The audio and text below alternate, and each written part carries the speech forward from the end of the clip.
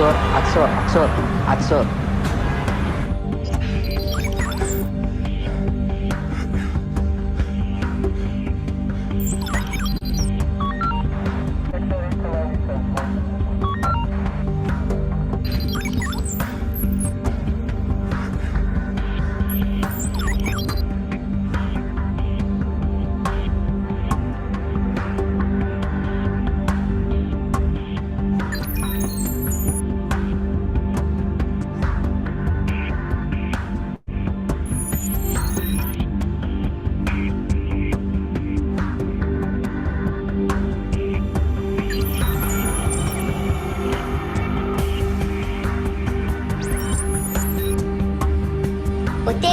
Autist.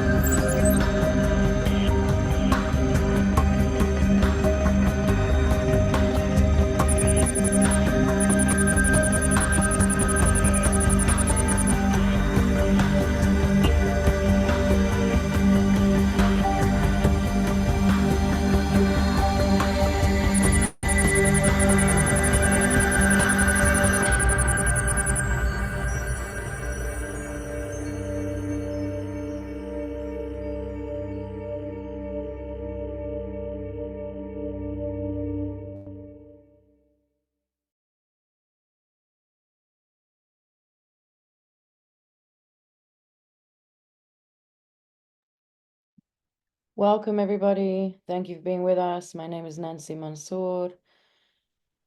I'm Eyewitness Palestine, a very heavy video. Just to give some context, Iyad al-Hallaq was a young autistic man that was shot to death.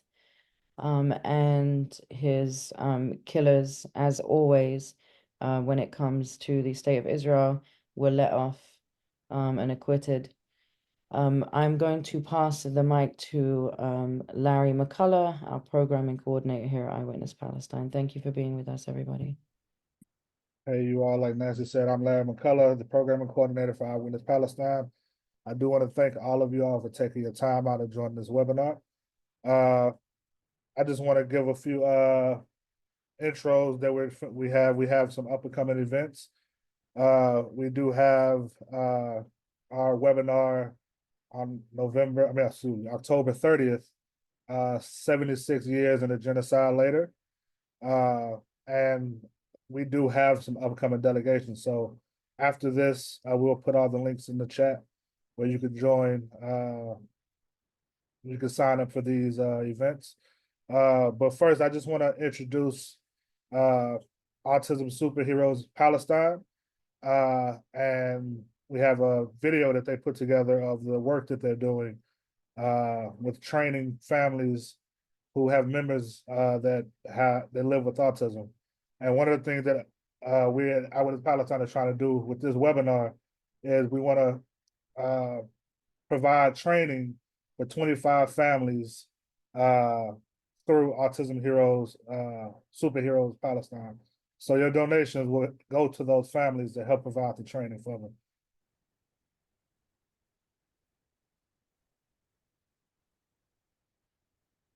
And while that's being set up, I just will add, you know, these trainings are important. In Palestine, there are many disabilities and challenges that folks live with that are kind of overseen and do not get the support that they need, and especially at this time, dealing with, the ongoing violence in the West Bank and in Gaza. It's extra stressful for them. We've watched videos in Gaza of children with autism that are, unconsolable in moments of uh bombings and attacks. And so we really want to do everything that we can to support the families, to be able to support their family members.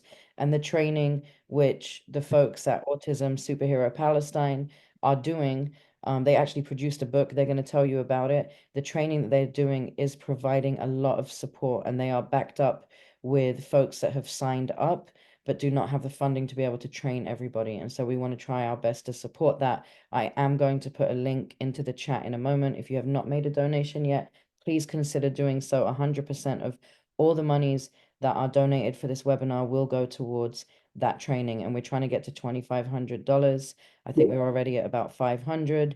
And it's $2,500 for 25 families to be trained. So please be generous. I will put the link in just a moment, and over back to Larry.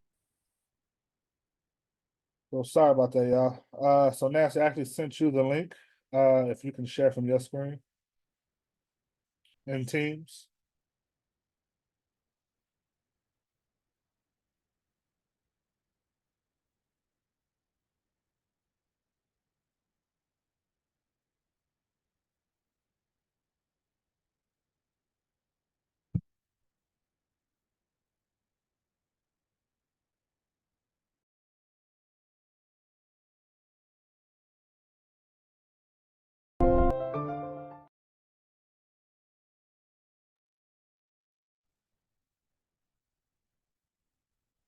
Thank you for that, Nancy.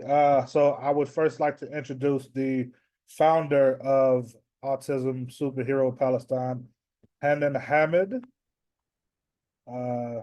Yes, that's me. Hey, how you doing? Good. How are you?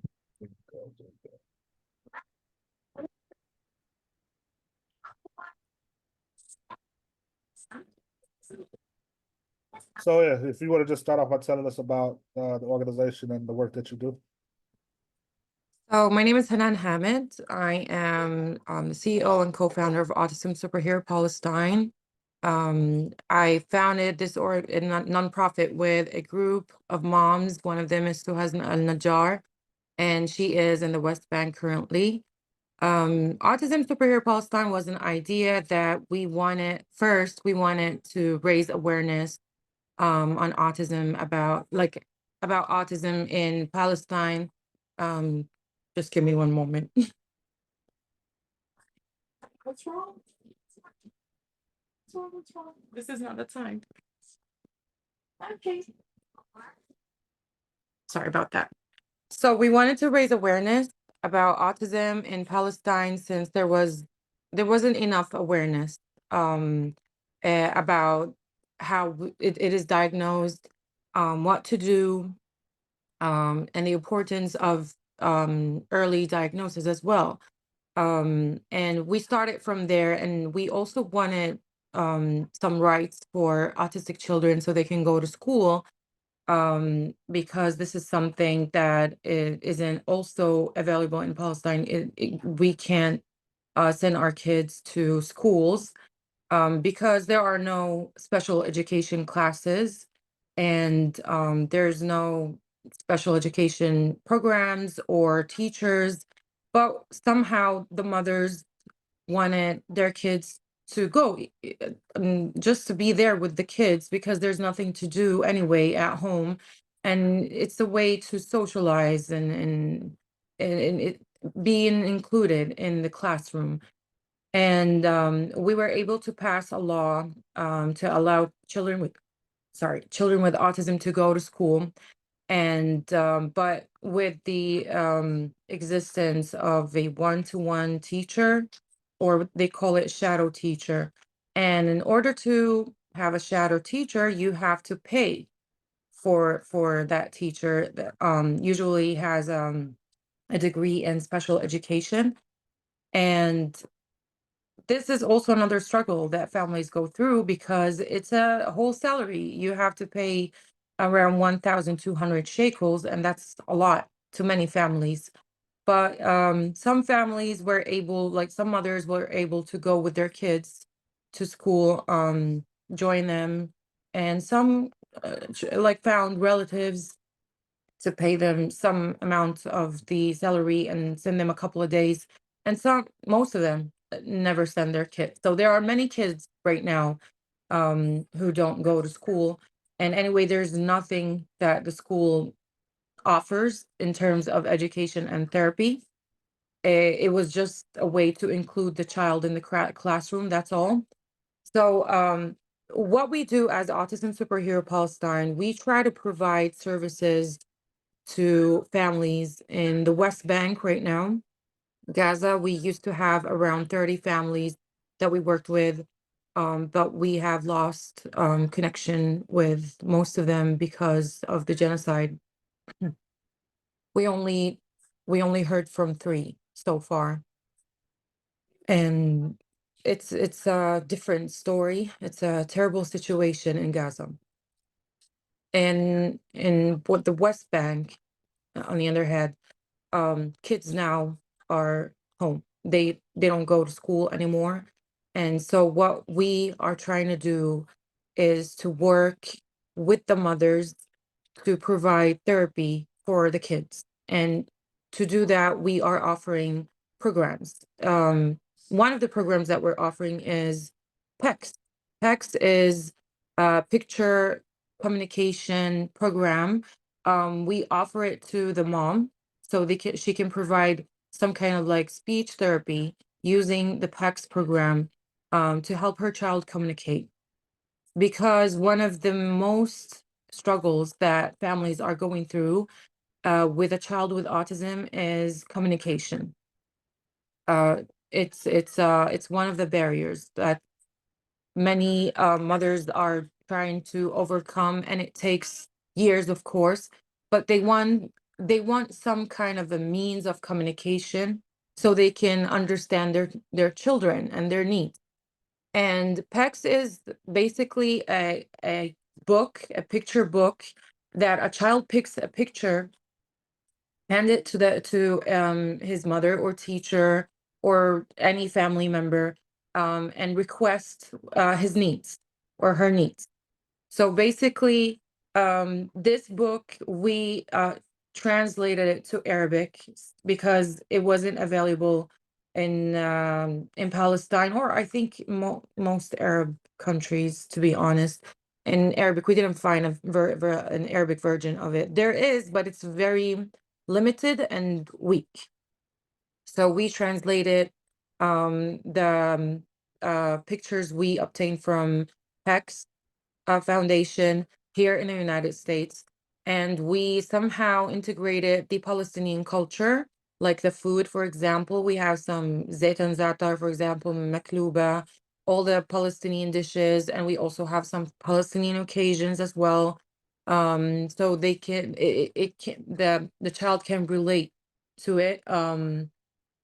And we created that book that a mother offers. We train her so she can be able to offer a daily session of training for her child, so that child could be able to communicate in the future. As it was mentioned, Iyad al-Halak, for example, was one of the children with autism, and then grew up to become a man who was shot even though he was able to communicate. There are many cases that were not mentioned. To be honest, no one talked about after that, but there were kids with autism. One of them is a girl in Bitunia, Ramallah, and she was shot in the morning because the IDF asked her to come back and she ran away. She didn't have any way to communicate. She didn't understand the order, so she got shot in the head. This is one of the cases, and there are many cases. There's a case in Jericho. And it's the same thing, no communication. Every family goes through checkpoints now and before October 7th. And the checkpoints requires one important thing: follow orders. The IDF has to ask every individual to do things, and these individuals have to follow the instructions. Kids with autism can't follow instructions or orders. They can't understand. This is not how they communicate. So imagine the struggle of these families trying to explain the orders of the IDF or IOF. I don't like to call them IDF anyway. Their orders to a child who can't even communicate basic needs. And I've been through this experience myself. When I visit Palestine, I visit Palestine almost every 1 or 2 years, and my son goes through checkpoints. And it's not just the orders that is very challenging to explain. It's also the sensory overload in the checkpoint. Like at the checkpoint, there's noise, there's the ma'ata. I don't know what it's called. It's like Nancy, do you know what the ma'ata is in English? لا ايش المعاطى It's like a brush gate. It's like it goes like this. Oh yeah, almost like the car wash. It's like those big brush gates, and it goes by, so it makes a crazy sound. So yeah, It's this is like sensory overload for a child with autism. And okay, my daughter's screaming. And it makes the child feel so uncomfortable to a point they might have a mental breakdown. So, and imagine yourself lined up, which is also another struggle for a child with autism, that child has to stay in a line. And if they don't stay in line, they get in trouble. So it was one of the most horrific experience for me. There's also the IOF holding the guns, and it's like ready to shoot. It's very terrifying, to be honest. And mothers in Palestine, and I always focus on mothers because they are the number one people, caregivers for children with autism. So they go through this almost daily. So I can't imagine how it feels like to live this life. So this is basically what we're working on right now, the project. We want children with autism to be able to communicate because it's very important. It's very important in circumstances that families are going through in Palestine. Even though it's important without being under an occupation, it's important that a child can communicate their needs. But it is important to be able to communicate under occupation, because the reasons I explained, the life conditions requires that a child understands orders. Okay.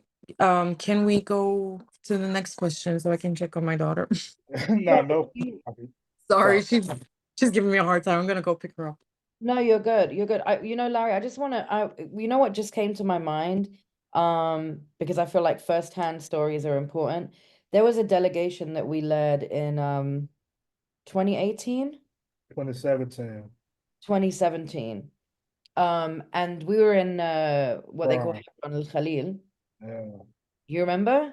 Yeah. And the kids downstairs, we were at somebody's house who had invited us for lunch, and the kids downstairs came running up, and they're like, there's a kid with a disability, and I don't know if he was autistic or if he had Down syndrome. I couldn't remember. He was definitely on the spectrum.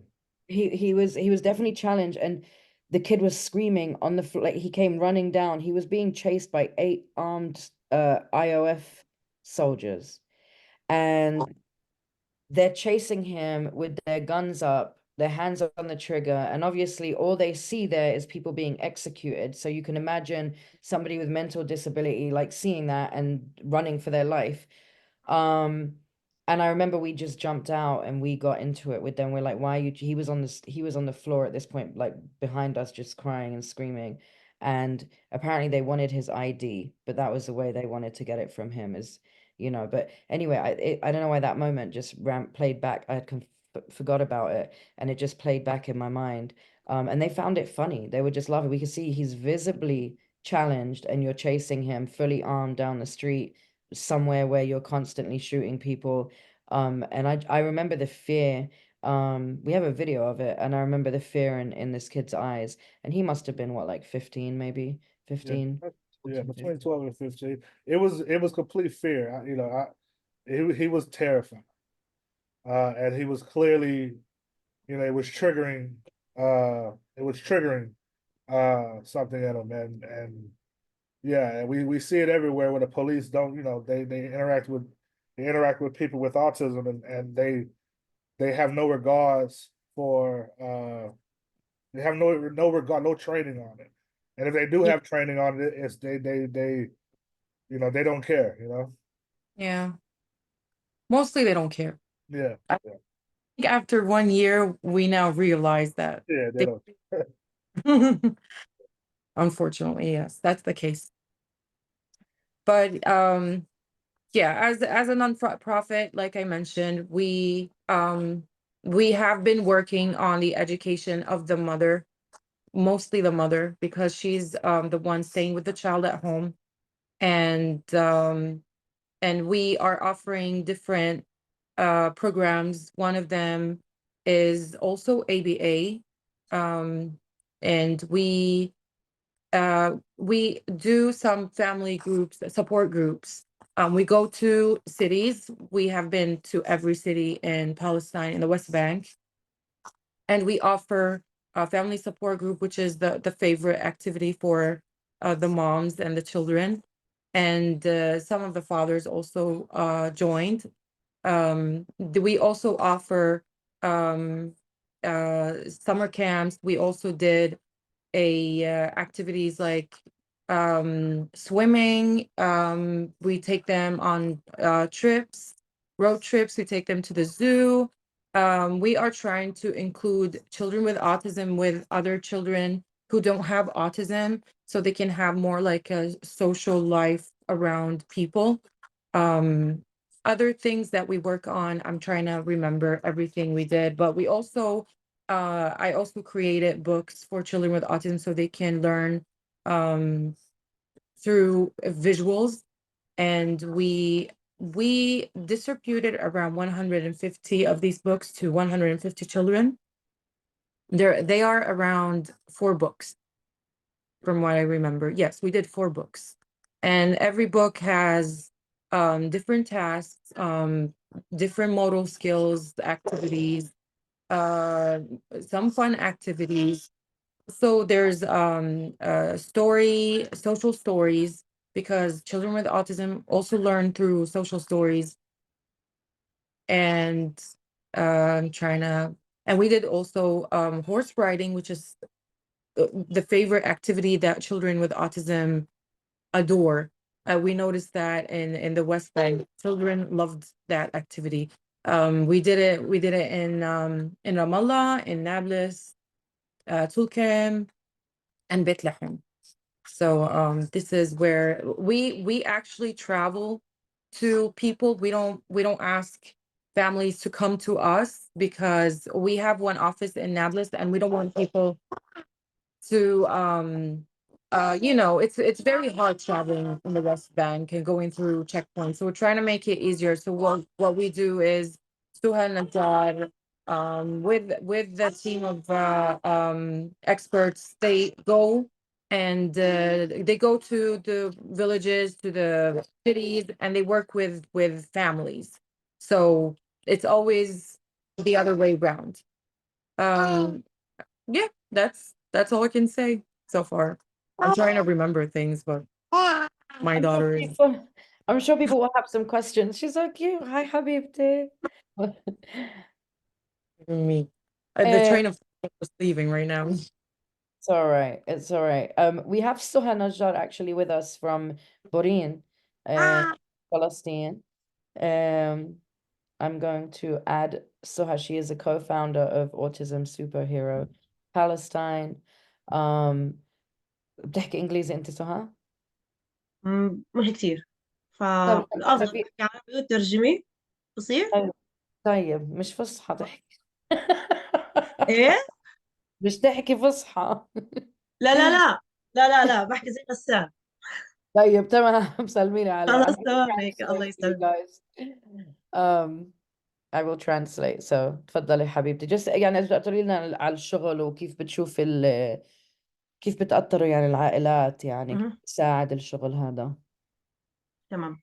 أول إشي مرحبا للجميع، وإحنا كثير طبعا مبسوطين إنه شايفينكم، كثير حابين هذا الإشي. أنا سهى النجار. زي ما بحب أعرف عن حالي دايما إنه أنا أم لطفل توحد، وممثلة لمؤسسة أبطال التوحد بفلسطين. هلا كل قديش بدك تترجمي؟ هون بترجمي ولا أكمل؟ لا هيك أنا I was actually if everyone's fine I can actually type it in English and that way she can keep speaking. إذا بدك تحكي أنت أنا رح أكتبه بالchat. So if you guys look at the chat, I'm gonna put the text in there, and that way you can take your time reading what she's telling us. تفضلي حبيبتي. تمام. هلا احنا زي ما حكت حنان، طبعا كانت اجت فكره المؤسسه بعد المشاكل اللي احنا واجهناها هنا بفلسطين، بدمج اطفالنا بالمدارس. للأسف إحنا فئة أطفال التوحد عندنا مهمشة جدا، ما في عندنا حقوق واضحة لهدول الأطفال أو مبينة. بلشت مشاكلنا صراحة مع المؤسسات الحكومية في البلد، لأنهم كانوا رافضين وجود هدول الأطفال بالمدارس. عملنا عدة يعني أنشطة لحتى قدرنا حصلنا أكثر من حق لهدول الأطفال، خصوصا بالمدارس. بتذكر من أكثر الأشياء اللي إحنا صراحة بنفتخر فينا كمؤسسة، كانت إنه لأول مرة بتاريخ فلسطين قدرنا حصلنا عدد من معلمين الظل لعدد من أطفال التوحد على حساب الحكومة. طبعا زي ما حكت حنان، لأنه كثير صعب إنه الأهالي يوفروا راتب شهري لمعلم ظل، وخصوصا إنه إحنا بنتعامل مع عائلات عندها طفلين أو 3 أطفال توحد، فكان هذا يعني كثير صعب إنه الأهالي يوفروا يدمجوا أطفالهم بالمدارس. هلا كانت الفكره انه احنا زي نعمل زي اعتصام مقابل الوزاره، بس للاسف ما قدرنا نجمع الاهالي من كل المحافظات بسبب تقطيع الضفه بالحواجز اللي صعب انهم يوصلوا فيها الاهالي للمنطقه اللي احنا بدنا نشوفها. شوي خذي نفس. ملحقه نانسي، ملحقه. اه آخر إشي عم بكتبه إنه بيقدروش يوصلوا على المكان سو كان. ماشي معي تمام اذا. اوكي آه، بيرفكت. تمام. هلا فالخطوه اللي عملناها انه جبت رقم وزير التربيه والتعليم، وزعته على كل الامهات، وعملنا اعتصام على الواتساب. فصرنا كل يوم الصبح نعمل مسج نوزعها على كل الامهات، ونبعث الرساله مره واحده على رقم الوزير. هلا صراحه اخذ معنا يومين الموضوع، بعتوا ورانا. قعدنا احنا وياهم، اجتمعنا احنا وياهم. وفروا لنا بالبدايه 20 معلم ظل، زاد العدد ل 74 معلم ظل لعدد من اطفال التوحد بكل المحافظات. كان على امل انه طبعا يزيد هذا العدد، لانه طبعا يعني بكل الاحوال هذا العدد مش كافي، ولكن يعني كانت خطوه جيده وبدايه جيده لحتى نكمل عليها الباقي. بعدها طبعا دخلنا في موضوع الحرب الإبادة. توقف هذا الموضوع، صارت عندنا تحديات أكبر من هيك. صار في عندنا المشاكل اللي بيعانوها الأهالي. عندنا هون بالضفة طبعا بغزة، طبعا يعني غزة الوضع يعني أكبر صراحة من إنه إحنا نحصره في موضوع صغير أو إنه نحكي عنه. مشاكلهم يعني كبيرة للأسف. هلا عندنا بالضفة صارت في عندنا مشاكل وانتكاسات كثيرة للأطفال، بسبب أول إشي صار في عندنا الاقتحامات الليلية المستمرة لجنود الاحتلال للبيوت. هذا الموضوع صار يسبب انتكاسات كثير للأطفال، وخصوصا لما يصير في حالات اعتقال لأحد أفراد العائلة، سواء أب هذا الطفل أو أخ هذا الطفل. أنا شخصيا يعني واحدة من الناس اللي عانت من هذا الموضوع بعد اعتقال أخوي. أنا في عندي ابني يامن كثير متعلق في خاله غسان. بعد اعتقال غسان يامن صارت عنده انتكاسة يعني غريبة. أنا ما قدرتش يعني صراحة أفهم شو الموضوع. كنت دائما يعني أفقد يامن في البيت، ما ألاقيه. أفوت على الغرفة اللي أنا حاطة فيها صورة خاله، ألاقيه ماسك الصورة إنه بس يطلع عليها وقاعد على زاوية على جنب، إنه مفتقد، إنه وين راح يعني. شو في مرة واحدة كان طول الوقت معاه وطول الوقت يحاكيه، فمرة واحدة ما غسان مش موجود. فهاي وحده طبعا من الاشياء الكثير اللي احنا بنعانيها، طبعا بالاضافه لانه قبل لما كان في زيارات للاهالي كانوا يمنعوا هدول الاطفال انهم يفوتوا يزوروا اخوتهم او ابائهم في السجون.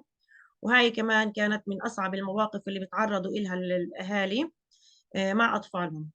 طبعا احنا بنحكي حاليا عن الوضع اللي احنا فيه. كثير من الاطفال للأسف حاليا في البيت لأكثر من سبب. من أول الأسباب إنه في كثير مدارس تسكرت بسبب إنه هي قريبة من المناطق اللي بيحكوا لها مناطق التماس، اللي بيصير فيها مشاكل كثير ما بين إنه الجنود، دائما جنود الاحتلال بينزلوا على المدارس وبيعملوا مشاكل. هذا للأسف يعني سبب إنه الأطفال ما يقدروا ينزلوا على المدارس ويستكملوا برامجهم التأهيلية اللي كانوا أساسا يعني بعد ما إحنا قدرنا إنه ندمجهم في المدارس. في عندنا كمان بطلوا يقدروا يوصلوا مراكز التأهيل بسبب المخاصيم اللي وين ما كان، وبسبب انه طبعا الطفل التوحد بكل الاحوال ما بيقدر انه يستنى فتره طويله على المخصوم، عدا عن انه يعني جنود الاحتلال بكل وقت يعني مستعدين انهم يطلقوا النار بسبب بدون سبب. طفل التوحد يعني ما بيقدر نحذر على تصرفاته او على ردة فعله مرة واحدة. فهذا الحكي يعني سبب لنا خوف كبير انه احنا ما بنقدر نوصل لهاي المراكز اللي هي اساسا موجودة في مراكز المدن، ما موجودة في اماكن تانية. فكمان هذا قطع انه هدول الاطفال يستكملوا برامجهم التاهيليه. مشان هيك احنا عندنا في المؤسسه زي ما حكت برضه حنان نستهدف الامهات بشكل كبير لحتى انه الام تكون هي اخصائيه ابنها. قديش احنا بنقدر نأهل الام، قديش احنا بنقدر ندرب هاي الام لحتى انه قد ما نقدر انه نستغني عن هاي المراكز وانه هي تكون الاخصائيه تبعت ابنها. بالإضافة طبعا لمشاكل الدمج المجتمعي، وللأسف يعني وصمة العار اللي بتصير عندنا في المجتمع بسبب وجود طفل توحد في البيت. احنا للأسف يعني بفلسطين عمالنا بنواجه احتلالين. الاحتلال طبعا الصهيوني اللي مشاكله لا تعد ولا تحصى، وهو أساسا يعني سبب أكثر من 90% من المشاكل اللي بتصير معنا. والاحتلال الثاني هو الجهل بكيفية تقبل واحتواء طفل التوحد في المجتمع. هذا سبب للأسف مشاكل وانتكاسات نفسية كبيرة للعائلات اللي عندها طفل توحد، لدرجة إنه إحنا في عنا عائلات لحد اليوم بتخبي طفلها، ما بيقدروا يحكوا إنه إحنا عنا طفل توحد بسبب نظرة المجتمع، بسبب المواقف اللي بنتعرض لها في الأماكن العامة. يعني مشاكل صراحة لا تعد ولا تحصى. بنحاول نشتغل على كل الجبهات زي ما بيحكوها، بنحاول إنه نجمع كل هاي المشاكل. أول خطوة عملناها كانت في عنا الصفحة اللي على الفيسبوك اللي بفترة قصيرة لاقت رواج كبير الحمد لله. بلشنا فيها نحكي عن أولادنا إحنا، نحكي عن أطفالنا، نحكي عن المشاكل اللي بتصير معاهم، نحكي عن الإنجازات اللي قديش لو كانت صغيرة بنحتفل فيها، نحكي عن قديش هدول الأطفال مهم إنه ندمجهم في المجتمع، نحكي عن قديش مهم إنه إحنا نبني إنسان، نوجه إنسان لحتى يكون فرد آه، فاعل في المجتمع. لأنه إحنا الفئة هاي مش بسيطة عنا. حاولنا نلفت انتباه كثير ناس من اللي متخصصين، ناس من اللي بيهمهم هذا الموضوع. صار في عنا شبكات منيحة في البلد ولكن ليست كافية. يعني لسه احنا التحديات اللي بنواجهها كأهالي وكمؤسسة تعنى بشؤون أطفال التوحد وأهالي أطفال التوحد كبيرة وطريقنا طويل. ولكن يعني الخطوة اللي بنمشيها حاليا بنحكي إنه لا، في خطوات كتير بعديها رح تيجي. هلا بالنسبه للمشاريع اللي احنا بنشتغلها، طبعا هي بتكون بالشراكه مع بعض المؤسسات، يعني منح صغيره ومحدوده. بس احنا تعودنا صراحه انه نخلق من الولا إشي إشي. الأنشطة، طبعا زي ما برضو حكت حنان، احنا بنطلع احنا على المنطقة اللي بنستهدفها. طبعا احنا في عنا جروبات للأمهات على الماسنجر، في عنا جروب كبير للأمهات، لرابطة لأطفال التوحد، لأمهات أطفال التوحد من كل ضفة. حاليا عنا عليه يعني تعدى ال 200 أو أكثر شوية من الأمهات. هذا الجروب عمل إنه جمع هدول الأمهات كلياتهم على قلب واحد. استفادوا كثير من بعض، بتصير كثير نقاشات، بتصير يعني بيساعدوا بعض في بعض المواقف، في بعض الأسئلة، في بعض التحديات اللي بتصير معاهم كأهالي وكأمهات لأطفال التوحد. هلا هذا الموضوع سبب رابطة ما بين كل هدول الأهالي، صرنا عائلة واحدة. التفكير السلبي اللي عند الأمهات إنه أنا لحالي، أنا ما في إلي داعم، اختفى تقريبا الحمد لله. المشاكل اللي صارت كانت بالعائلة نفسها، وخصوصا مع الأطفال، أخوة الأطفال اللي عندهم توحد. لأنه إحنا واجهنا كثير مشكلة بتقبل هذا الطفل في العائلة نفسها. لسه قبل ما نطلع للمجتمع إحنا حاولنا نشتغل قديش إحنا أول إشي بدنا ندمج هذا الطفل في العائلة نفسها، في العائلة الصغير اللي هو فيها أبوه وأمه وأخوته. قديش نحاول إنه إحنا نعمل رابط ما بينهم لحتى هدول الأخوة يتقبلوا أخوتهم. بسبب طبعا إحنا كثير مواقف بتصير معنا. ممكن أذكر موقف بسيط صار معي أنا كأم لطفل توحد في مكان عام. بتذكر مرة كنا في مكان عام في مطعم. بهذا المكان يا من صارت معاه انتكاسة، صار يبكي بده إشي معين. فبحاول، أنا كنت أحاول أهدي فيه.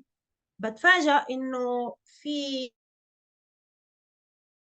طفل تاني جاي عندي ما بعرفه، بيقول لي خالته بتقول لك ماما، إحنا كثير مزعوجين من ابنك، فيا ريت تاخديه وتروحي مكان تاني.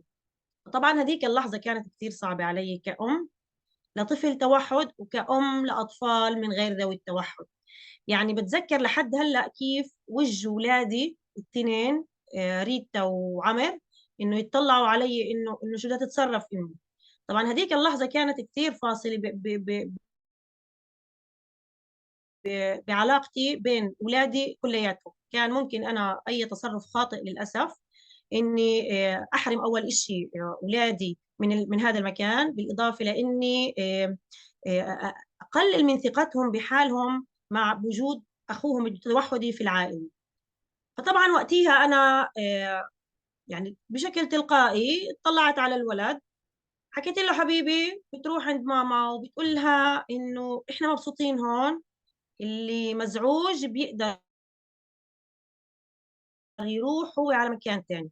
صدقا يعني الموقف نفسه ما بتتخيلي قديش عمل علاقة، ووطد العلاقة ما بين يامن وما بين أخوته، لدرجة إنه أنا يعني بنيت جيش كامل ورا ظهر يامن بأي وقت وبأي مكان وبأي زمان، سواء أنا كنت موجودة أو ما كنت موجودة. أنا على يقين تام إنه يامن عنده أخوة ممكن يدافعوا عنه، ممكن يحموه بأي وقت ومن أي حالات تنمر ممكن تصير، من أي حالات رد فعل سيئة من أي إنسان بالمجتمع. فهاي كانت من أهم الخطوات اللي إحنا بنشتغل فيها مع العائلات لحتى نبني جسر ثقة ما بين الأخوة في نفس العائلة. وما بخفيكي نانسي إنه الحمد لله وصلنا لمرحلة منيحة، لأنه اشتغلنا مشروع الدعم النفسي الأسري بثلاث أجزاء. الدعم النفسي الأسري كان مع الأمهات وأطفال التوحد. الدعم النفسي الأسري المجتمعي كان مع أمهات مع أطفال توحد ومع أخوة لإلهم من غير ذوي التوحد. وكان النسخة الثالثة اللي هو كان ما بين أهالي أطفال توحد مع أولادهم وأهالي من غير أطفال التوحد كمان مع أولادهم. هذا المشروع لفينا فيه تقريبا على كل محافظات الضفة، عملنا فيه أنشطة مختلفة، وكان الهدف هو كيف إنه نقدر نبني هالة من الأصدقاء حوالين هدول الأطفال. والحمد لله طبعا يعني كثير في كثير حالات نجحنا، وكثير كان يجينا فيدباك على قديش احنا بحاجة وبدنا كمان من هاي الأنشطة، وبدنا نشتغل هاي الأنشطة كثير. هلا بالنسبة لمشروع بيكس كان تحدي كبير لنا زي ما حكت حنان برضه، لأنه إحنا كان في عنا تدريب على جزئين يجي إلكتروني ووجاهي، وبالنسبة كمان لتجهيز الكتاب. بتذكر أول نسخة من الكتاب أخذت معنا ما يقارب 10 أيام تقريبا حنان لحتى جهزت أول نسخة.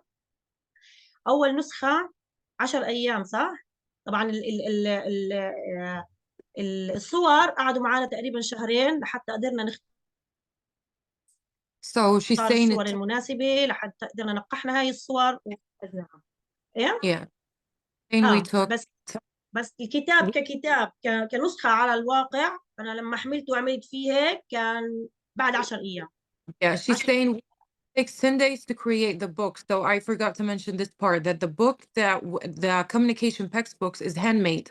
You cannot print it out. You print out the picture, yes, but you have to cut them and then you have to place them with sticking, what is it called in some, Velcro. huh? You use Velcro. اللي Yes. بيلزق الأغنية. How many pages do we have? Because I think it's عندنا 400 صورة تقريبا و10 سكشن أظن. it could be like around 60 pages, right? تقريبا. لا Yes. هلا احنا في عندنا 400 صورة مقسمينهم على 10 أقسام.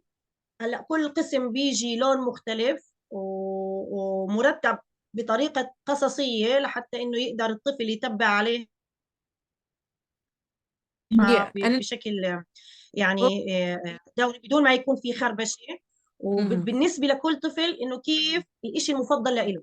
يعني في عنا اطفال مثلا بفضلوا الشوكليت تشيبس هاي الامور، في الفروتس، في مثلا الكارز، في كثير اشياء. فكل طفل احنا كل طفل توحد هو حالي بحد ذاته، فهذا التحدي الأكبر. so she's also saying, okay, so each book when it's done, when she makes it, actually she's the one who makes it with another specialized special education teacher. They work together in making these books because we are not able to bring someone for help because we have to pay them. So we volunteer. I volunteer to design it for free. She volunteers to work the books for free. We are mothers who are just dedicated to help children with autism in Palestine. And we are trying our best to use whatever resources we have so we can give the best quality ever. So each book, it takes her 10 days to create every book. And it took me 2 months to translate and create the images, and it's they were around 400 images. And شكرا قلتي. And yeah, and we also customize each book. So there are kids who love some kind of food. And it's not just the Palestinian food, because we also have we have shops that have Palestinian chips, Palestinian chocolate. So we pick these pictures and we put them in each book depending on what the child actually asked for or what that child likes. Because each children with autism are picky, and you can't find one child that is the same as the other. So we customize these books according to what shows this. For example, I remember I customized one of the pictures to match what that kid loves to watch, what kind of YouTube videos that kid likes to watch, to use it later on as reinforcement and motivation for the child to do a task. Yeah, كملي سهى. هذا بالنسبة لمشروع بيكس. وفي كمان عندنا مشروع اللي هو الصناديق الحسية والتعليمية. صراحة إحنا يعني معظم أطفال التوحد للأسف في فلسطين غير ناطقين، وفي عنا مشاكل حسية كثير بتصير مع هدول الأطفال. والمراكز اللي عنا ما في عندهم هديك الخدمة اللي ترقى لمستوى إنه ممكن يساعدوا الطفل بشكل جدي. لأنه إحنا طبعا كل المراكز التأهيلية اللي عنا هي مدفوعة. الأسعار مش بسيطة. الأهالي مضطرين إنه لكل خطوة إنهم يعني يدفعوا، وهذا الإشي كثير تقيل صراحة على الأهالي، وخصوصا بالظروف اللي إحنا بنعيشها حاليا بفلسطين. جلسة أو جلستين بالأسبوع لطفل التوحد غير كافية نهائيا حتى إنه يتحسن أو يتطور. فعشان هيك عملنا مشروع الصناديق الحسية والتعليمية، البوكسز. هلا هذا المشروع كان بيحتوي على 6 صناديق لكل طفل. كل مرة طبعا إحنا بمشاريعنا بنستهدف كل مرة عدد معين من الأهالي، لأنه يعني على قديش إحنا بنحصل منح صغيرة، قديش بنقدر إحنا نقسمها على عدد من الأهالي، قد ايه بنقدر نشتغل مع العدد، وبنحاول انه صراحه يعني نشتغل مع اكبر عدد ممكن من الاطفال. قد ايه Nancy, بنحاول انه احنا نوزع هذا الاشي. حنان.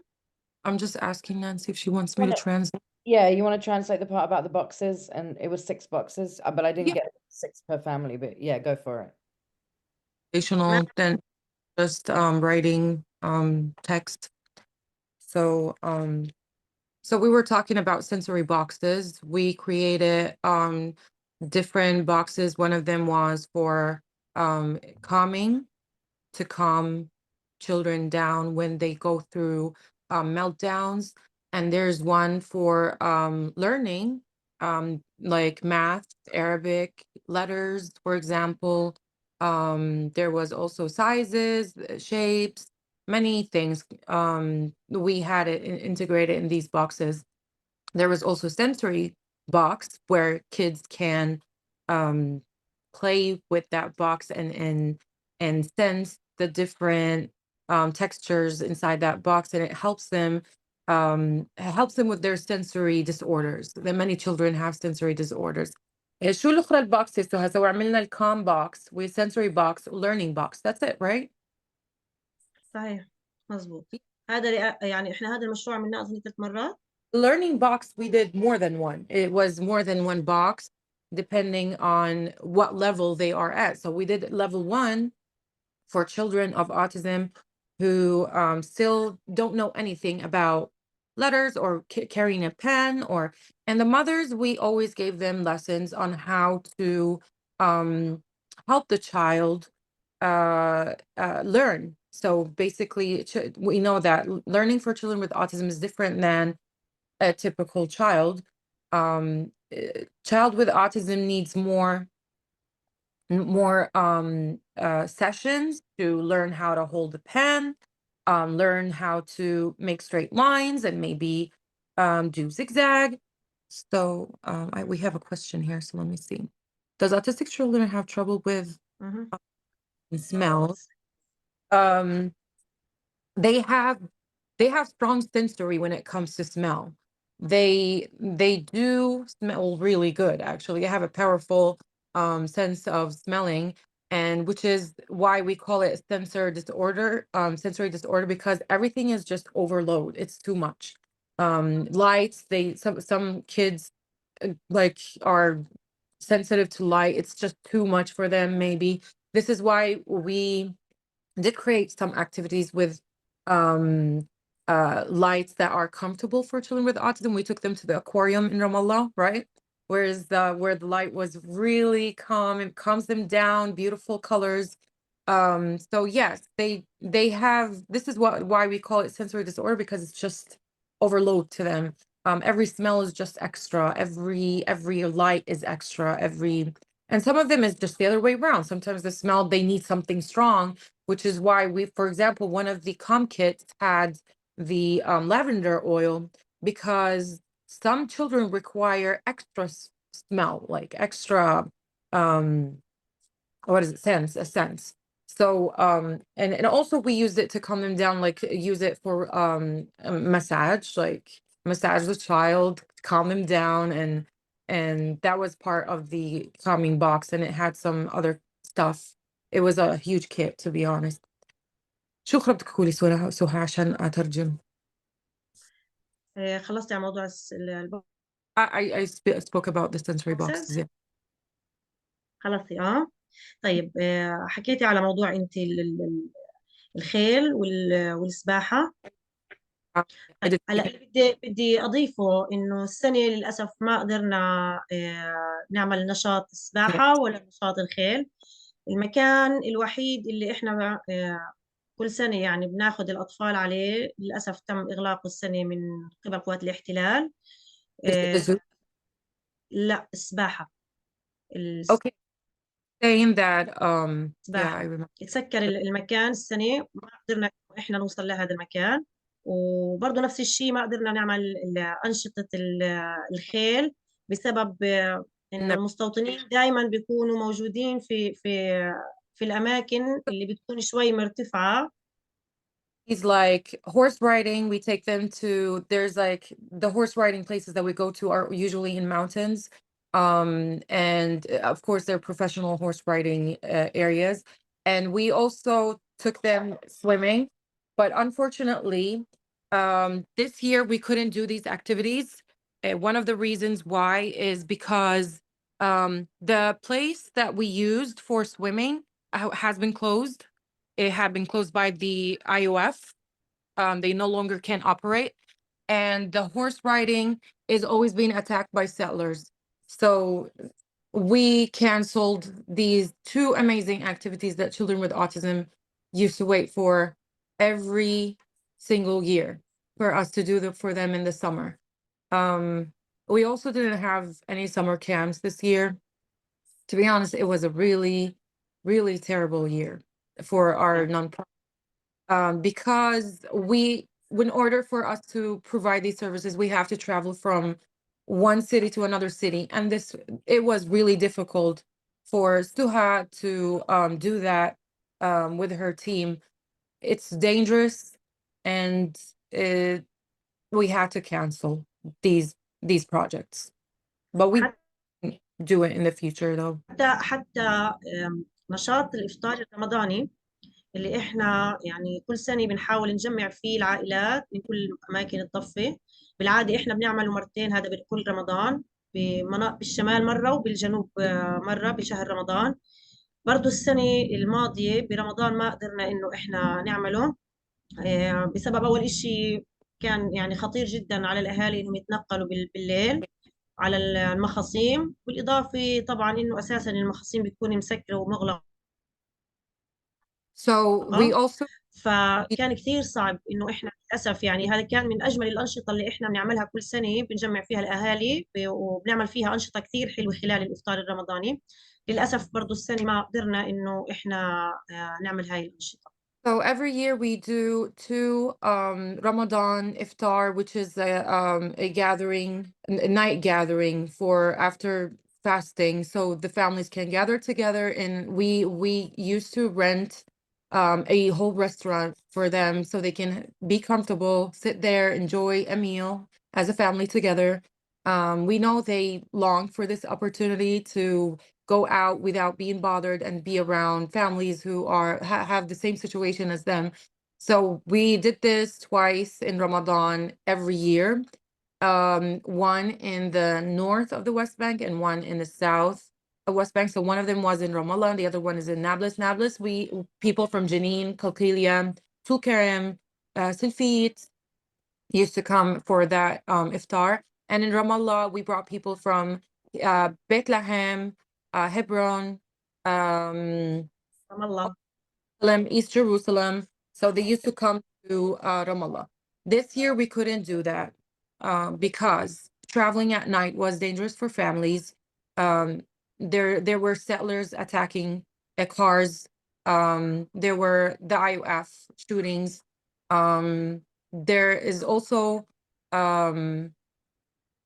شو قلتي أخرى? And also the place itself was it in a المخصصين، حكيتي عن المخصصين؟ Yes, there was آه.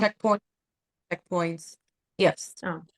Okay. هلا بالرغم من كل هذا الإشي إحنا يعني لسه شغالين ولسه بنحاول إنه نقدم خلال الفترة القادمة. نانسي موجودة؟ اه انا معك انا معك. لأنها طارت حنان. طارت حنان. لا كمل. اجت حنان. هلا Um, يعني حاليا احنا شغالين في حملة دعم ومناصرة تحت عنوان الدمج الجميل. هاي الحملة رح يكون نتيجتها او خلاصتها معرض من اشغال اهالي واطفال التوحد. لاول مرة بفلسطين رح نعمله هذا المعرض. رح يكون عبارة عن لوحات، عن أشغال يدوية، عن رسومات على الزجاج. يعني خلال فترة شهر بأبعد تقدير. in a month.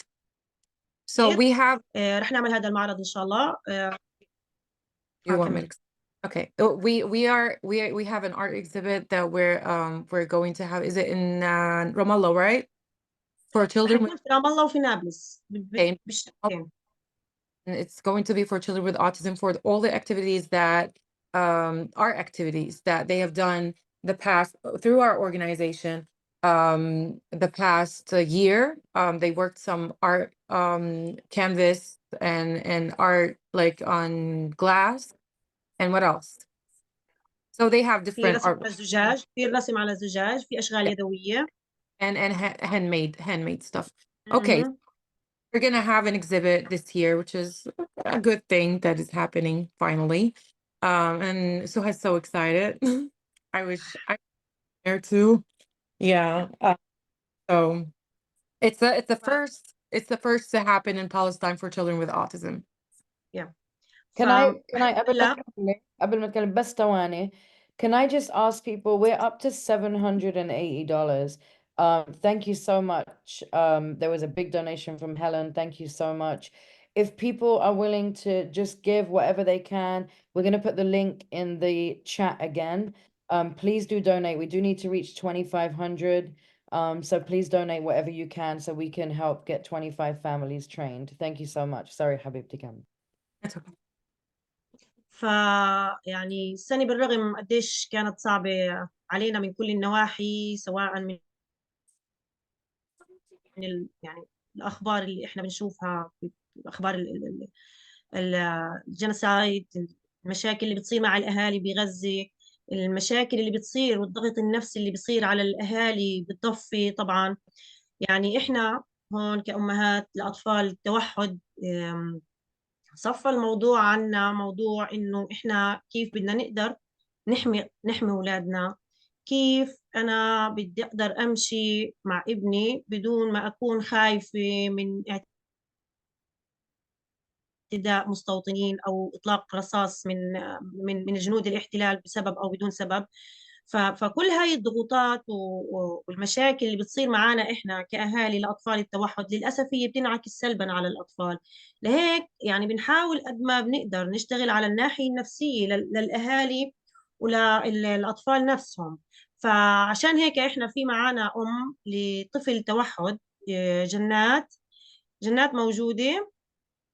So she is saying that موجودة through حبيبتي مساكم. جنات إذا بتقدر تفتح الكاميرا نشوفك.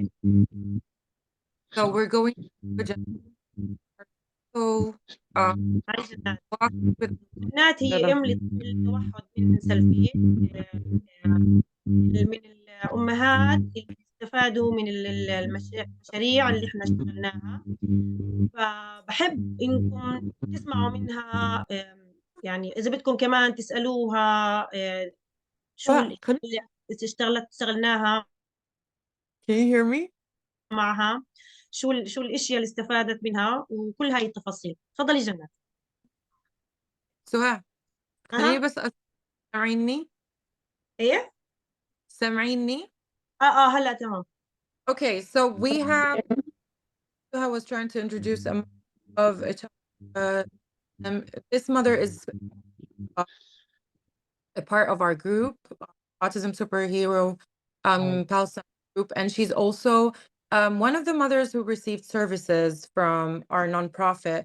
Suha was saying that during this genocide and what's going on right now in the West Bank, that is also going through an ethnic cleansing, and somehow every mother is worried for her child. Every mother is worried how she's gonna go through the day and go from one place to another without being harmed. Even at home, they are being attacked. Many of them are being attacked. Bureen, I know it's being attacked as well. Where Suha lives, settlers are attacking them continuously, like almost every week, right? So they're always worried about their children, and she's saying that one of the most important thing we think as a nonprofit that we have to mentally support families, because this is only one of the most important and essential things to do at the moment. We also have Janat Arabasi, and we would like to welcome her, and we would like to hear about her experience with us. She's also a mother of a child with autism, I think. How old is قديش عمر ابنك يا جنات؟ 14 14 13 سنة. 13. Yes, he's 13. Do you want بدك تحكي نشرح؟ يسعد مساكم، يعطيكم ألف عافية، وشكرا إنه سمحتوا لنا هاي الفرصة إن نحكي عن، يعني مش نحكي عن المعاناة اللي عن التوحد في الظروف اللي إحنا عايشينها هلا حاليا. طبعا إحنا الشعب الفلسطيني طول عمره الحمد لله رب العالمين بيعاني، بس في ظل هاي الأحداث والظروف النهائية هاي اللي وصلت زي ما بقولوها يعني الحد الكبير من المعاناة. الشعب الطبيعي الكل بيعاني، فما بالك في طفل توحد. طبعا الرابطة أنا يعني بحكي مختصر إنه رابطة أبطال التوحد إحنا انعملت إلى خدمة أطفالنا وخدمتنا إحنا. إنه أوقات يعني بيكون التواصل معنا عن طريق النت، يعني مثلا بتواصلوا نعمل مع بعض الورشات اللقاءات. أوقات ما كنا نقدر نوصل نابلس، أنا من محافظة سلفيت ببعد عن نابلس تقريبا نص ساعة، فكان التواصل. أنتي بتحكي شوي. So she is saying that with our شو حكيتي كمان قلتي لنا you were part of our nonprofit, you received services, and you're saying that what we're going through here in Palestine, or where she is, she's from Tilfit, by the way, and she's saying what she's going through is something that is not new. Palestinians have been going through this for a very, very long time. It's just repeating every single day. Tilfit is in West Bank, yes, and it's very close to Nablus. صح؟ قريبة عن نابلس. Yes. خليني بس افتحي المايك سرى بلشت الرابط لما حست قديش احنا بنعاني من المراكز، من المدارس، قديش الضغط النفسي والضغط المادي والمعنوي على أطفالنا وعلينا بصراحة يعني. عشان أنا بضيع. So she is saying that the for our group, we started so that we can support them because they were suffering from autism centers. They're not autism, but they're not actually special from these centers, actual services. They were just asking for money, and it was just like kind of a business. And they were suffering from schools as well, because schools did not allow kids with autism to go and join their classmates or be at school at all. So كملي الكاتب. بدش تفتحي المايك، بس قلت لها نانسي بتسكره، أنا بسكر. تمام. هلا رابطة أبطال التوحد احتوت الأطفال والإميات بعمل ورشات. كان أول أنا من الناس اللي استفاد من نظام بيكس، ولما تعلمناه وقديش الله يعطيكم العافية يعني أخذ جهد كبير منكم، ووصلنا لكثير مراحل كثير متقدمة إحنا وولادنا. حسينا إنه هذا الإشي كثير كثير عكس علينا وأولادنا، إنه كنا أول إشي لما كنا نقدر نجتمع نكون في مكان آمن، في ناس مع ناس بيتعاملوا معنا بكل شفافية وأريحية. ما قدرنا نوصل فيه، كان إشي إلكتروني يعني. وصلت المراحل كثير متطورة معنا ومع أولادنا. So she's saying that she have أنا received. بس نوه إنه الطفل اللي ظهر في الفيديو هو ابنها، وإنه نطق ما بعد ما إنه أخذ هذا التدريب. Yes. So she is Jennifer Bessie, by the way, her son is included in the video episode, and her son communicate right now. She's talking about how she received and how she child and she was mentioning we're able to offer online and offline. Like in the office, we offered the program, and also in cases where they had troubles coming to Nablus, she was able to take the class or the program online. And this is something that occurs. We say, like, for example, we plan something. We plan that we're gonna do this program at our office location, and then something happens. The IDF, the occupation, it decides to close the roads or place the checkpoints, and it becomes dangerous for moms to reach us. So what we did is we turned our program online in this case. So she is talking about how we were able to cope with the situations that were going on. كملي جنات.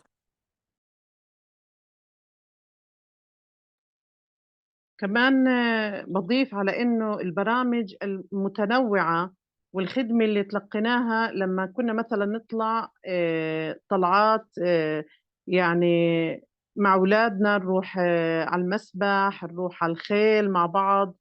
هناك التفريغ، يعني التفريغ النفسي غير شكل بصراحة. يعني استمتاع مع أطفالنا، بكفي إنه المكان آمن. كلياتنا إميات مع أطفال توحد، يعني في وساعة في التعامل، إنه إن بناخذ راحتنا مع ناس إحنا وياهم بنفس الهدف، في نفس البرنامج اللي بناخده مع بعض، او مثلا الاستمتاع بكون لهدف معين.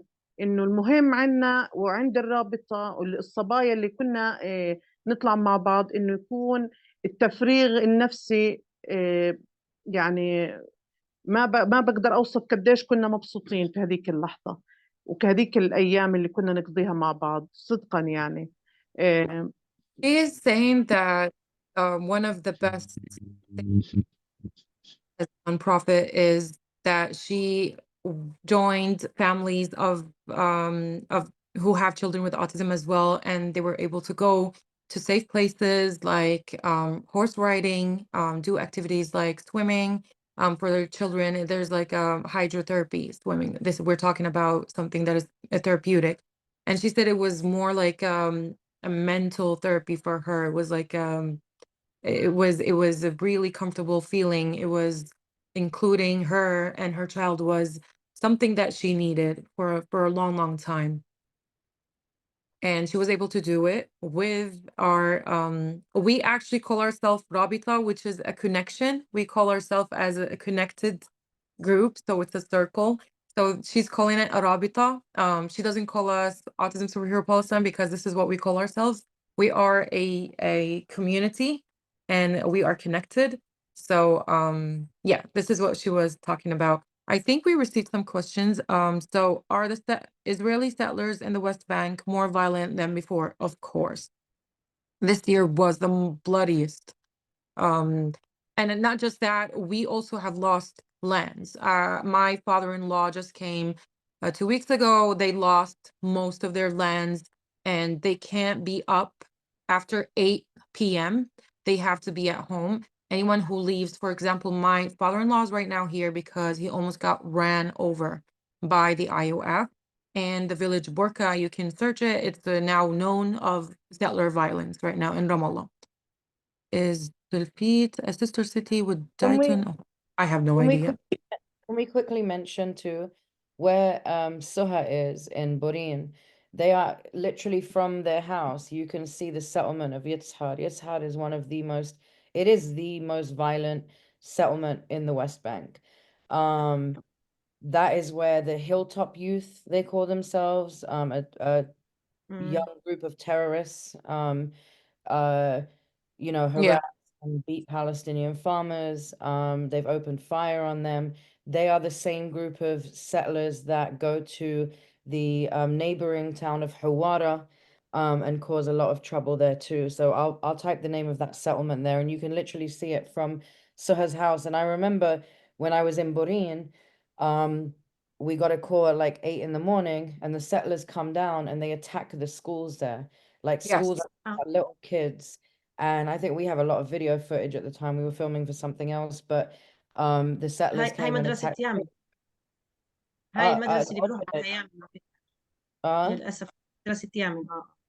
And the IOF come, and instead of getting the settlers to go back to their settlement, they start gassing the school. And so we were there in the middle of this complete crazy chaos of just enablement and violence. And this was in, I want to say 2017, 2018. And so, you can only imagine now they've been given the green light and even more weapons from the terrorist Ben Giver. So they're in especially where Suha is based, and Salfit too, but where Suha is I mean, literally you can go walking to the settlement, you can see them from their house, and so they're constantly under attack in her village. نانسي الحاجز يعني اللي بيفصل بورين عن نابلس بعيد عن بيتي بحدود 300 متر. أنا بقدرش أمشي المنطقة نفسها يعني. تخيلي أنت أنا يامن ما بقدر أخليه وين؟ يطلع باب الدار برا. بالإضافة لأنه إحنا في عنا مستوطنة فوق البيت بالضبط اللي هي براخة، ومقابل عنا إسهار. في عنا الحاجز والنقطة اللي هون، في المستوطنة الجديد اللي عملوها على الجبل. يعني إحنا بالنص بين 4 مستوطنات فعليا. الاقتحامات يومية عنا. أنا هلأ يعني كنت بحكي معاكم وحاليا الاقتحام شغال في البلد الصراحة. عندي العصر بينزلوا المستوطنين بيعملوا المشاكل، بيضربوا السيارات وبيهجموا على البيوت، بعدها بفوت الجيش على البلد. احنا حرفيا ما بنقدر نتحرك يعني نهائيا في البلد بعد العصر. نهائيا ما حد بيقدر يطلع. She's saying that basically as soon as the sun goes down, they are prisoners in their own homes. She's saying not just Yitzhar, the settlement across from them, and that is true. And I forgot to say that, but they are surrounded. And again, settlements are strategically placed in the West Bank. And so they're surrounded by 4 settlements. And then at the beginning, right where you go up to Burin, there is a checkpoint that is between Burin, Hawara, and Nablus. They're southern Nablus. So to get into Nablus, you need to go through that checkpoint. And so they are banned basically from being out at night. The settlers, she's saying right now she can hear stuff going on outside. And it's a constant thing with the settlers coming into their village and attacking. So it's not just one settlement that they're dealing with 4 settlements that surround them. And this essentially leads into how they take even more land, because what Israel wants to do is then join all these settlements by one road and make it one huge city. So this is all over the West Bank. I'm going to try and pull up a map so I can show you if Something that is happening in every village right now. So where my village is Bitin, and it's surrounded by Beit Il. Have you ever heard of Beit Il? Yeah, Nancy? Heard of Beit Il? I know Beit Il well. I know that. I know the check right So there. it's not just Beit Il. We have Ofra, we have Biskot, it's all surrounding us. So yeah, and now they're attacking. Now they're to make it just to add to that, Beit Il, to make it clear to people, if you're driving to Ramallah from Nablus, you can drive and go through the road where Beit Il, that settlement, and the other settlements are placed now. That road there has a checkpoint.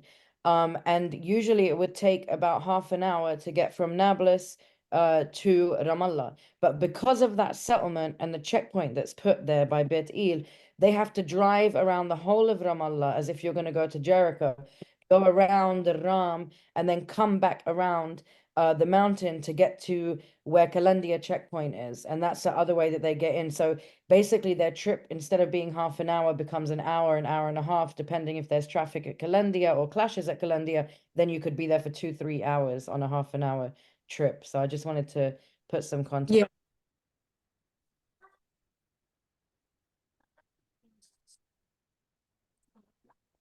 So let me see if Jeanette wants to add anything. You're looking for the map, right? To see Burin. She keeps calling me every morning, Suha, and telling me, oh my God, it's getting worse and worse. You should know what happened today. I want to tell you what happened yesterday, last night. It's yeah, it's terrible right now. The situation is terrible over there. Getting worse and worse. And I feel so bad for the kids who don't understand what's going on, especially kids with autism. I mean, I lived there during the Intifada and I was aware of what's going on. I can't imagine myself being a kid, an autistic kid, and not understanding what's going around. And, you know, it's hard to explain to them. هلا في اوكي بس بدي افرجيهن. So I just want to show you guys. So Suha is right here. yeah You have Yishar. براخة فوق بيتي بالضبط. Bracha is literally next to a house. She said like you could walk. I mean, it's literally footsteps. Yitmar. And there's another one across the street. ايش اللي على هاي الناحية بتيجي؟ بيت إيل هاي عزموت. لا لا بيتا هادي بيتا. Oh, that's Beta the village. There's another بيتا. settlement. Right, I can't الصبح remember. لحقونا المستوطنين، الصبح لحقونا المستوطنين، الصبح وانا طالعه على نابلس لحقونا المستوطنين واحنا لما هربنا عشان نروح سياره بسياره She كان was- الوضع Okay, it wasn't supposed to be funny, but she's always saying it in a funny way. So she's saying she was running this morning, like Tom and Jerry. She was running away from the sellers. And it was just funny the way she said it this morning. She called me, she was like, it's not a good morning for me. I was running the whole time. كنا بنحاول نطلع على نابلس وكانوا مسكرين كل الدنيا، ففي فوق البيت عندي منطقة هيك هم مسكرينها بالتراب، بنقلونا من سيارة لسيارة حتى نقطع التراب ونطلع على سيارة تانية. نزلنا من أول سيارة ولا المستوطنين نازلين يركضوا علينا وقمنا هربنا ولحقناش السيارة Yeah, she فيلم wanted to ride a taxi, but she couldn't ride it because the settlers came, and then the taxi was gone, and she started running so she can save her life. And yeah, this is basically how people live in Palestine. I'm not surprised because I've lived it. So تضحكي yeah. علي عن جد فيلم No, كان الصبح. I'm saying, okay, so I was explaining the other day كان for فيلم one of the ladies here in St. Louis that one time the IOF asked me to sit down under the sun for 6 hours, and I was laughing the whole time for this because I was 16 years old and I was a teenager, and all I thought about is how I look, how I'm gonna burn from the sun, and that's all I thought about. And I was laughing because I'm not gonna look cute anymore, and I'm gonna burn. My skin is gonna peel off from the sun. So that's all I thought about. So I was telling her because we have this coping mechanism that we have to do this because we need to survive. This is the only way to survive. We try to make a joke out of every difficult situation. So this is what Suha is doing right now. فتخيلي يعني انه احنا وواعيين للإشي اللي بيصير وكيف المعاناة، يعني هاي واحدة من المشاهد اللي احنا يعني ما بتتخيلي. مثلا انا كنت افكر لو انا معي يامن مثلا بهذا الموقف شو كان ممكن يصير، لو Yeah, يامن so بالمدرسة وقت ما نزلوا المستوطنين شو كان ممكن يصير. يعني هذا دائما الإشي بضل يلف بروسنا احنا كأهالي لأطفال التوحد. yeah, she's saying, imagine if my son Yamin was with me and the settlers came, and I'm trying to tell my son that we have to run away right now. I understand the situation because it's not easy to explain to children why we're running, children with autism. And it's sometimes they can get stubborn. The thing that people don't know, that children with autism are stubborn kids, and they might refuse to do something. And this is why we worry for them, and we want them to communicate as soon as possible, because stubbornness doesn't work, especially when we go through checkpoints, for example. يعني شو بده يخلي يامن يركض وقتها، تخيلي شو بده Yeah. يخلي يامن يركض وقتها. Yeah, it was بده يقنعه يركض يامن. yeah. And she's saying, I can't even convince my son that he has to run. Her son is kind of like, I know what she means, but I don't want to say what she means. So her son is, should I say it? Her son is overweight, so she is making a joke right now, and I don't. She's making a fat joke right now. So, He's so cute. He's so cute. but she's saying, She's just Yeah. basically saying he's not going to run, no matter what. There's no way to expect him or make him run. That's what she's saying. There's no way that I could have convinced him to run because he does yeah, not he run. won't- That's he's what very she's saying. lazy. هلا دائما نانسي احنا يعني شوفي قديش المعاناه وقديش الوضع اللي عندنا صعب وثقيل علينا. قديش بنقدر بنحاول عن جد يعني نقلب الإشي لكوميدي، قديش بنحاول انه بعدين طبعا يعني بعد ما نتخطى الموقف، يعني مش بنفس الموقف، يعني انه صعب انه نفكر يعني شو ممكن يصير بهاي اللحظه. بعد ما نتخطى الموقف انه بنقلب الإشي لكوميدي، لانه فعلا اذا احنا ما خففنا عن حالنا وما عشنا بهذا الإشي وما تعايشنا صراحه، يعني صعب نتعايش، بس اذا عن جد احنا ما عملنا هيك بنتعقد. الإشي مش بسيط، الإشي تقيل كثير يعني عليه. فكل هاي المواقف فيما بعد أن نتخطى، بعد ما مشيت يعني الأمور على خير، نعملها كلياتها لنكت، وبتصير نضحك، وإنه بكرة ممكن يصير هيك، بعد بكرة ممكن يصير هيك. ف... فما بنقدر نعيش غير هيك صراحة يعني. Yeah, that's true. Can I Okay. just add to folks, we are up to $1,028. We are trying to get to 2,500. I'm going to paste the link again. If folks are interested in donating, please do. We really appreciate your support. And Eyewitness, we will make up the difference. But whatever you can give is really appreciated. And of course, we will, once the training is done, we will send out a video and pictures to show you where your money goes and show you the families that we're helping and how much impact it has. So please do keep donating if you can. We truly appreciate you.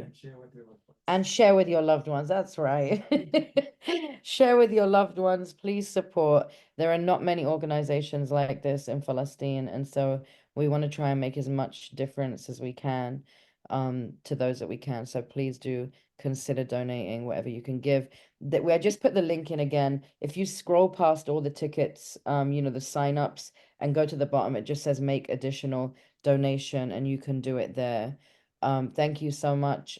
We have a couple more minutes. I know we ran over a little bit, but this is an important issue.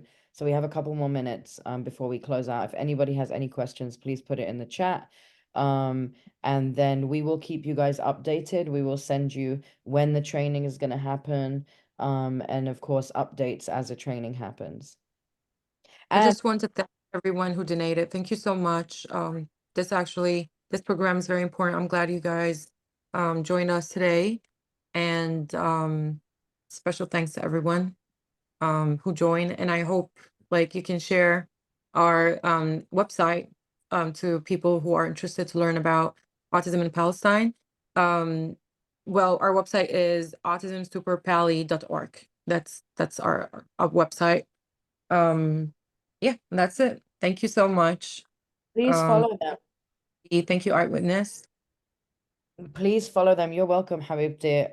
I want to add too, Soha is not just the co-founder of Autism Superhero Palestine, not just an organizer and a mother, but Soha makes really good coffee.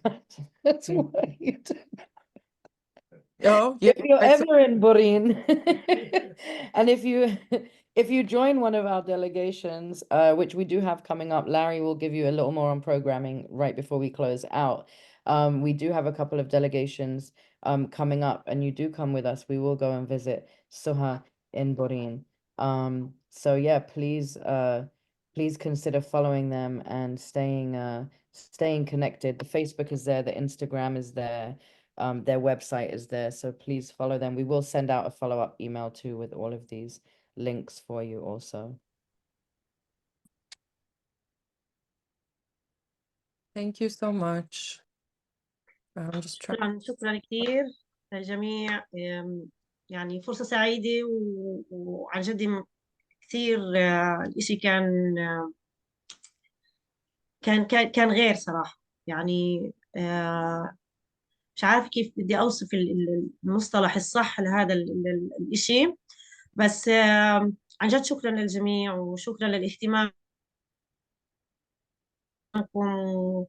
وشكرا انكم سمعتونا. عن جد شكرا. احنا مش دائما بنلاقي حد يسمعنا صراحة مش دائما بنلاقي الناس اللي تفهم الاشي اللي احنا بنحكي فيه، فعن جد شكرا كثير. شكرا لك، الله يعطيك العافية حبيبتي. عافيكي حبيبتي. Thank you. Thank you for Awesome. everything. We rarely have people who actually listen to as families of autism. So thank you so much, everyone. So I just شكرا want شكرا. I just want to يعطيكم end ألف real عافية. quick while I still have a few people to check out go on our website. We have a webinar Wednesday, October 30th, 76 years and a genocide later, where we'll be discussing how this genocide and this what's happening now did not start on October 7th. And we have some amazing videos from children in Gaza, and it's going to be very powerful and very emotional. We also have delegations coming up in November and in December. We'll be getting the dates together here soon, but you can go to eyewitnesspalestine.org and sign up for the delegations and or the webinars.